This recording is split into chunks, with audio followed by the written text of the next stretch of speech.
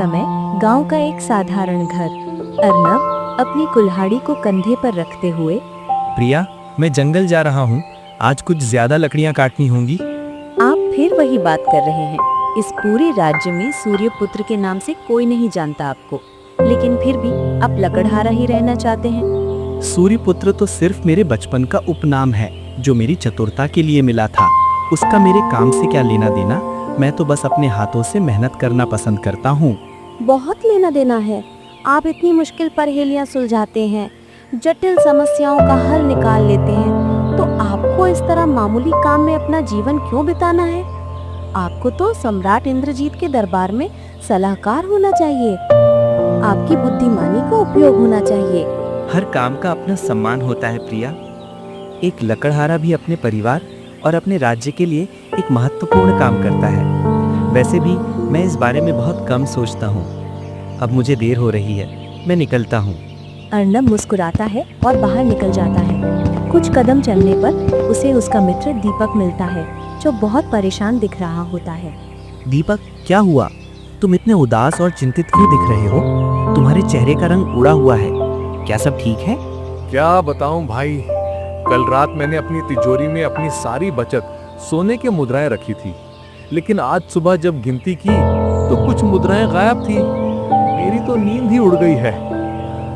क्या तुम्हें किसी पर शक है? तुम्हारा घर तो बंद था। शक तो नहीं कर सकता।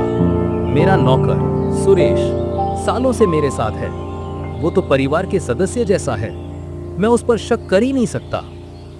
बस समझ नहीं आ रहा कि आखिर ये मुद्राएं कहाँ जा सकती हैं। मेरी तिजोरी की चाबी सिर्फ मेरे और माया के पास रहती है। मुझे अपने घर ले चलो दीपक। हो सकता है मैं तुम्हारी इस पहेली का कुछ हल निकाल पाऊं। चलो अर्नब, मुझे तुम पर पूरा भरोसा है। तुम ही कुछ कर सकते हो। दोनों दीपक के घर की ओर बढ़ते हैं। घर के अंदर दीपक की पत्नी माया और नौकर सुरेश चिंता में बैठे होते हैं। अर्नब ध्यान से तिजोरी खोलकर देखता है। उसमें अभी भी कुछ सोने की मुद्राएं रखी होती हैं, लेकिन उसकी नजर जमीन पर जाती है, जहां गीली मिट्टी के पैरों के निशान होते हैं। भाभी, कल आप अपनी बहन सरिता के घर गई थी ना? हाँ, उसकी बेटी बीमार थी तो मैं उसे देखने गई थी। पर आपको कैसे पता? और क्या कल रात बारिश भी हुई थी? हाँ हुई थी। बहुत तेज बारिश हुई थी। माया, सच बताओ, क्या तुमने तिजोरी से मुद्राएं निकाली थी? हाँ, मैंने निकाली थी। सरिता की बेटी की हालत बहुत खराब थी। उन्हें कुछ पैसों की सख्त जरूरत थी। अगर मैं आपसे कहती तो आप मना कर देते, इसलिए मैंने बिना पूछे ही। मुझे माफ कर दीजिए। दीपक अर्नब की ओर देखता है, जो बस एक हल्की मुस्कान के साथ खड़ा है। दीपक आश्चर्य से पूछता है, अर्नब, तुम्हें कैसे पता चला? तुमने इतनी जल्दी कैसे समझ लिया? जब मैंने भाभी से पूछा कि क्या वो कल सरिता के घर गई थी और क्या बारिश हुई थी, तो उनका चेहरा देखकर मैं समझ गया था। तिजोरी के नीचे गीली मिट्टी के पैरों के निशान थे, और वे किसी और के नहीं बल्कि उन्हीं के हो सकते थे, क्योंकि नौकर तो घर से बाहर नहीं गया था। जो व्यक्ति सच छिपाना चाहता है, उसका चेहरा खुद ही सब बता देता है। तुम तो सच में सूर्यपुत्र हो। तुम्हें लकड़हारा नहीं बल्कि सम्राट के दरबार में होना चाहिए। ऐसा तो मेरी पत्नी भी कहती है। अर्नब अपनी कुल्हाड़ी उठाता है और फिर से जंगल की ओर निकल पड़ता है। अर्नब जंगल में पहुंचकर एक विशाल पेड़ पर कुल्हाड़ी चलाने वाला ही होता है कि अचानक पेड़ में से नीली लपटें भड़क उठती हैं। वो घबराकर पीछे हटता है, लेकिन देखते ही देखते आग चारों ओर फैल जाती है। यह क्या हो रहा है? जंगल में ऐसे अचानक आग कैसे लग सकती है? यह कोई साधारण आग नहीं है। इसमें जरूर कोई बड़ा रहस्य छिपा है। अर्नब बिना लकड़ी काटे तेजी से गांव की ओर लौट जाता है। जैसे ही वो अपने घर पहुंचता है, प्रिया डरी हुई उसके पास आती है। अर्नब, क्या तुमने सुना?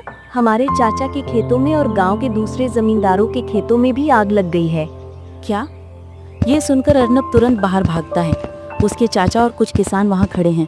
उनके चेहरों पर गहरी चिंता के बादल छाए हुए हैं। ये सच है, और सिर्फ हमारे खेत नहीं बल्कि पूरे राज्य के खेत जलकर राख हो गए हैं। ऐसा लगता है जैसे किसी ने जानबूझकर किया हो। ये सुनकर अर्नब गहरी सोच में पड़ जाता है। सम्राट इंद्रजीत अपने सिंहासन पर बैठे हैं। उनके पास उनके प्रधानमंत्री जयंत खड़े हैं। तभी एक किसान घबराया हुआ दरबार में आता है। महाराज, पूरे केशव नगर के खेतों में आग लग गई है। सभी फसलें जलकर राख हो गई हैं। महाराज, यह सत्य है और यह भी सुनने में आया है कि जंगल में भी आग लगी है। हमें समझ नहीं आ रहा कि यह सब क्यों हो रहा है। मंत्री जयंत, आखिर ये सब क्या हो रहा है?